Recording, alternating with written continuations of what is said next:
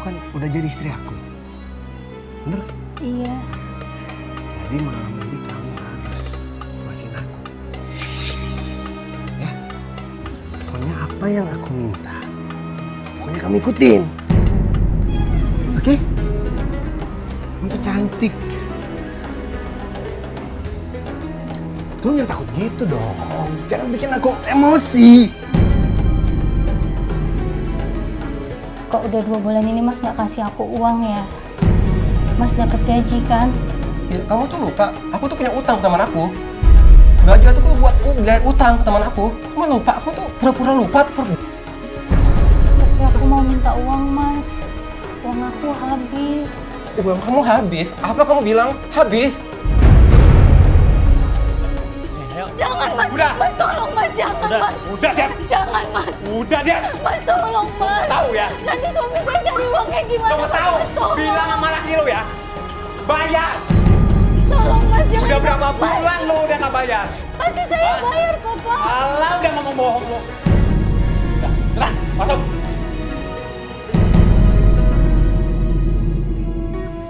Dan carilah pada apa yang telah dianugerahkan Allah kepadamu kebahagiaan negeri akhirat.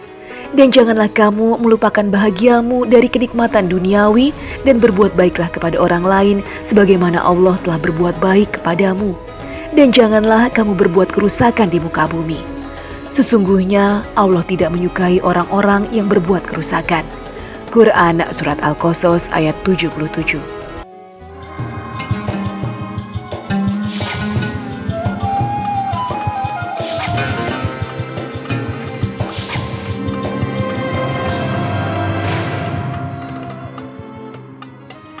Assalamualaikum warahmatullahi wabarakatuh. Selamat pagi pemirsa Tawakal yang dirahmati Allah Subhanahu wa taala. Saya Farid Hasan kembali menjumpai Anda. Dan pemirsa di studio sudah hadir bersama kami Bapak Ustadz Muhammad Ziyad. Assalamualaikum Pak Ustadz. Waalaikumsalam warahmatullahi wabarakatuh. Alhamdulillah baik Mas Farid. Dan selain Bapak Ustadz Muhammad Ziyad juga sudah hadir bersama kami seorang narasumber bernama Ibu Mini. Assalamualaikum Bu Mini. Waalaikumsalam Mas Farid. Sebelumnya kami mengucapkan turut prihatin apa yang terjadi dari Ibu Mini. Tapi kalau boleh diperkenankan Ibu bercerita ke kami apa penyebabnya sehingga Ibu datang ke Tawakal dan mau bercerita masalah itu. Oke. Sebelumnya saya mengucapkan terima kasih buat Mas Farid sama Pak Ustadz. Jadi perkenalkan dulu saya dari keluarga jadi anak sulung gitu. Jadi saya dulu dijodohkan sama orang tua saya waktu umur saya baru 19 tahun. Karena saya ingin berbakti sama orang tua, ya saya ikut aja kata-kata orang tua. Terus kemudian sebelumnya kenal dengan calon suami? Sebelumnya sempat dikenalin selama 3 bulan. 3 bulan. Setelah itu menikah. Iya. Terus bagaimana kehidupan rumah tangga Ibu ini dengan suami? Jadi setelah menikah, sehari seudah pernikahan, jadi saya udah mendapatkan KDRT. Jadi boleh tahu apa penyebabnya sampai dia melakukan kekerasan seperti itu? ya karena waktu saya nikah itu masih di bawah umur, jadi bukan di bawah umur, jadi masih kecil gitu ya. Masih Jadi belum siap sebenarnya. jadi belum begitu ngerti nikah itu apa gitu. Jadi ya pas diajak hubungan sama suami, saya nggak ngerti harus bagaimana gitu. Jadi dari situ saya kena pukul. Akhirnya kita nikah ya. Iya Mas. Kamu pijitin aku dulu dong. Iya Mas. Yang enak dikit.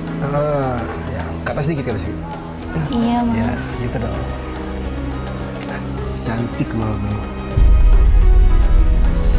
Jadi malam ini kamu kan udah jadi istri aku. Bener kan? Iya. Jadi malam ini kamu harus puasin aku. Ya? Pokoknya apa yang aku minta, pokoknya kamu ikutin. Oke?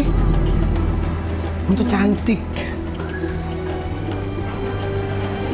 Kamu jangan takut gitu dong. Jangan bikin aku emosi.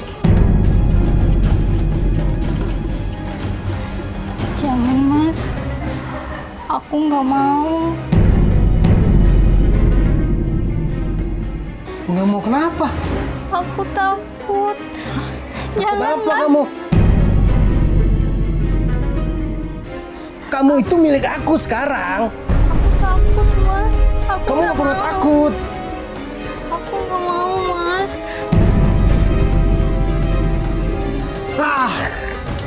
Pokoknya aku nggak mau tahu. Kamu harus puasin aku.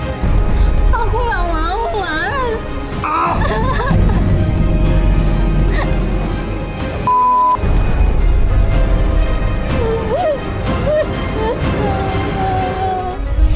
Pak Ustadz, sebenarnya mohon maaf ya, ini sebenarnya tidak serumit itu ya Pak Ustadz. Ketika ingin berhubungan, sang istri belum tahu apa-apa, tapi kok dia tiba-tiba langsung mukul kayak begitu Pak Ustadz. Bismillahirrahmanirrahim. Gini Mas Farid, kita ikut prihatin ya dengan kasus yang menimpa sama Bumi ini tadi. Seharusnya kan gini, apa itu orang mau menikah itu kan sesungguhnya orang mau berhappy. Ya. Happy-nya karena apa? Happy karena mau melaksanakan sunnah Rasul, happy karena mau beribadah, happy karena Allah melipat gandakan pahala, happy karena banyak kenikmatan yang diraih, happy karena ada teman yang hidup dalam itu. Nah, persoalan menjadi kemudian kan begini, bagaimana cara meraih kelima happy tadi itu, kemudian akhirnya bermutu seperti ini. Kan tadi apa itu Mbak Mini menyatakan bahwa pernikahannya tidak mengerti dijodohkan. Sebenarnya kalau kita lihat umur 19 tahun itu bukan umur maksudnya bukan belum cukup umur, bukan, karena di dalam undang-undang pernikahan itu kan umur 16, yang laki-laki 19, yang laki kemudian sekarang naik 21, perempuannya 18. Jadi sesungguhnya sudah masuk di sana. Cuman kan belum mengerti apa sih sesungguhnya berumah tangga itu, apa kewajiban seorang istri, apa hak seorang istri, apa kewajiban suami, dia belum tahu. Ketika posisi dijodohkan seperti ini, harusnya suami itu harus bersabar. Harusnya bersabar ketika untuk istrinya. Mohon maaf para pemirsa, saya mendapatkan cerita menarik. Jadi ada salah seorang mahasiswa saya itu menikah. Jadi singkat cerita, suaminya mohon maaf, dalam kaitan konteks hingga 2 bulan itu tidak bisa melakukan dalam konteks bagaimana hubungan suami istri, tapi sempat dia berkonsultasi, Ustaz, bagaimana ini sudah mau masuk dalam sabar. Karena tadi itu dijodohkan tadi itu bersabar, pada akhirnya nanti Allah menurut. Ternyata apa? Di kemudian hari kemudian ber-SMS, Ustaz, alhamdulillah istri sudah dikaruniai ketuhanan setelah 2 tahun kemudian SMS. Jadi maknanya apa?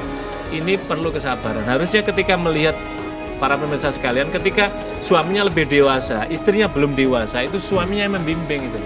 Tapi justru apa yang dialami oleh Mbak Mimi tadi itu mengalami kehadiran inilah kemudian menjadi traumatiknya, muncul traumatik dalam memulai berumah tangga yang seharusnya ini bisa diselesaikan secara sangat mudah, sangat sederhana, yaitu pemberian pemahaman, penjelasan kepada istrinya kan seperti, tapi tidak harus dalam bentuk kekerasan, justru yang harus adalah dalam bentuk kasih sayang, maka lama-lama akan muncullah rasa mawaddah, cinta kepada suaminya. Sampai berapa lama lagi dia masih terus melakukan kekerasan? Sampai anak saya lahir. Sampai anak saya lahir, itu sekitar 1,5 tahun masih aja seperti itu. Jadi saya lama-lama juga nggak kuat. Akhirnya saya pulang ke rumah orang tua dan minta cerai, tapi tidak cerai di pengadilan agama, cuman talak aja. Cuma talak aja. Sudah berapa kali talaknya dia?